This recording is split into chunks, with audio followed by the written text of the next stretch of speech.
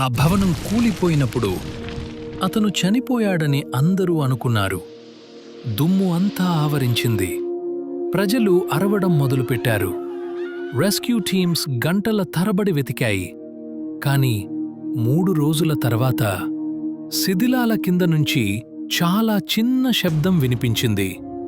ఆ శబ్దం ఒక్కటే చెప్పింది, అతను ఇంకా బతికే ఉన్నాడు. ఇది సినిమా కథ కాదు, ఇది నిజంగా జరిగిన సంఘటన. భయం, నొప్పి, చీకటి మధ్య ఒక మనిషి ఎంత కష్టమైనా వదలకుండా ఎలా పోరాడాడో చెప్పే కథ ఇది. అది సాధారణ రోజు. అందరూ తమ పనుల్లో బిజీగా ఉన్నారు. అకస్మాత్తుగా ఏ ముందస్తు హెచ్చరిక లేకుండా ఆ భవనం కూలిపోయింది. క్షణాల్లో అన్నీ చీకటయ్యాయి. కాంక్రీట్ ముక్కలు పడిపోయాయి. దుమ్ముతో శ్వాస తీసుకోవటం కూడా కష్టమయింది. అతను బరువైన శిథిలాల కింద చిక్కుకున్నాడు. అతని కాళ్ళు తీవ్రంగా గాయపడ్డాయి. కదల్లేకపోయాడు. ఏమీ కనిపించలేదు. పై ప్రపంచం కొనసాగుతోంది. కాని అతని జీవితంలో సమయం అక్కడే ఆగిపోయింది. తినడానికి ఆహారం లేదు, తాగడానికి నీరు లేదు, గాలి కూడా చాలా తక్కువ. గంటలు రోజుల్లా అనిపించాయి. దాహం పెరిగింది. శరీరం బలహీనమైంది.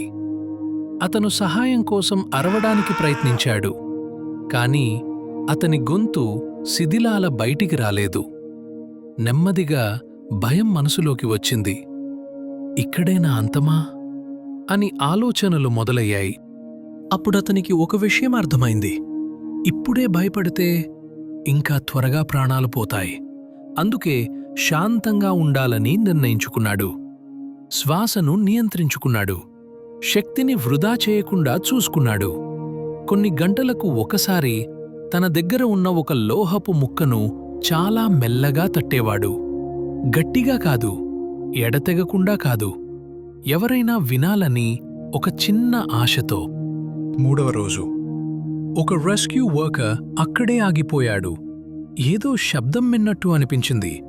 చాలా బలహీనమైన టాప్ టాప్ అనే శబ్దం. వాళ్ళు జాగ్రత్తగా శిథిలాలు తొలగించారు. నిమిషాలు గంటలలా అనిపించాయి. అకారణంగా చీకటిలోకి వెలుగు వచ్చింది. చేతులు అతని వైపు వచ్చాయి. వాళ్ల గొంతుల్లో ఆశ కనిపించింది. అందరి అంచనాలకు విరుద్ధంగా అతను బతికే ఉన్నాడు. తరువాత డాక్టర్లు ఒక విషయం చెప్పారు. అతన్ని కాపాడింది శక్తి కాదు, అదృష్టం కాదు, ఓర్పు.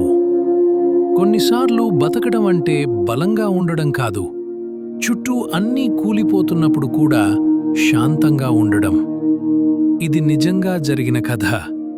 మనందరికీ ఒక సందేశం: ఎప్పటికీ ఆశ వదలకండి. ఇలాంటి మరిన్ని నిజమైన కథల కోసం మా ఛానల్ని సబ్స్క్రైబ్ చేయండి.